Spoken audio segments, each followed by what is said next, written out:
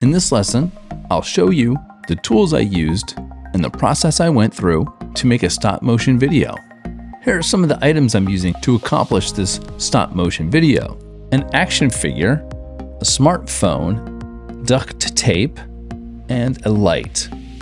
I'm using green screen. I bought 6 pieces of green paper at a craft store. They were $1 a piece. I couldn't find any poster board that was green, so I went with the smaller sheets.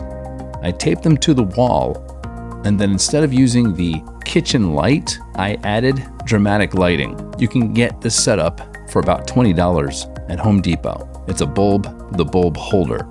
After completing this project, I remembered why I don't use green anymore. I use blue usually. If there is no other blue in the scene, you can use blue. And the reason why I don't want to use green is because it reflects onto objects in the scene, and it's hard to get that green off of those objects. So if you are making stop motion video and you don't have any blue objects in your scene, try using a blue screen. I duct taped my smartphone to the refrigerator so it wouldn't move, so that I could get smooth animation without the device moving around. I've always been a DIY artist and try to use the most cheap tools I can to achieve any kind of art I'm making. In this shot, you can see the perspective of what the phone is seeing. And here I am taking a photo. Let's watch my process. You may notice some water droplets on the refrigerator. I wanted to make the suction cups on the feet of the StickBot stick better to the surface. I also thought that the water droplets looked kind of cool.